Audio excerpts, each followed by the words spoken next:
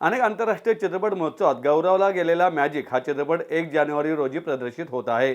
Encounter specialist असलेल्या police अधिकाऱ्याच्या आयुष्यात घडणाऱ्या उलथापालथींची एक रंजक गोष्ट मॅजिक या चित्रपटात दाखवण्यात आली आहे। नुकताच या चित्रपटाचा टीजर मराठी सिनेसृष्टीचे महानायक पद्मश्री अशोक सराफ आणि सुप्रसिद्ध ज्येष्ठ अभिनेत्री निवेदिता जोशी सराफ यांच्या हस्ते प्रदर्शित करण्यात आला आहे।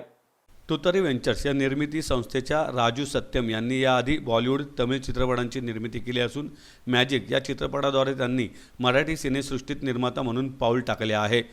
रवींद्र विजया करमरकर यांनी या चित्रपटाचं दिग्दर्शन केलं आहे। योगेश विनायक जोशी, रवींद्र विजया करमरकर यांनी कथालेखन तर योगेश विनायक जोशी, अभिषेक देशमुख यांनी पटकथा आणि संवाद लेखन केलं आहे। केदार फडके यांनी छायांकन, देवेंद्र भोमे, चिनार महेश यांनी संगीत, महेश कुडाळकर यांनी कला दिग्दर्शकाची जबाबदारी निभावली आहे।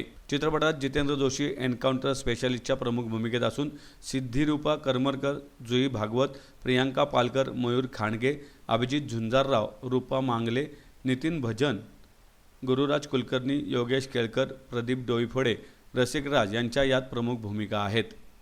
मॅजिक चित्रपटाच्या टीजरमध्ये पोलीस स्टेशनमध्ये आपल्याच विचारगर्क असलेल्या जितेंद्र जोशी आपल्याला दिसतो।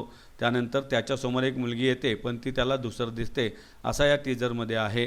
मात्र या दरम्यान त्याच्या मनातली घालमेल, भावभावना चेहऱ्यावर स्पष्टपणे दिसतात।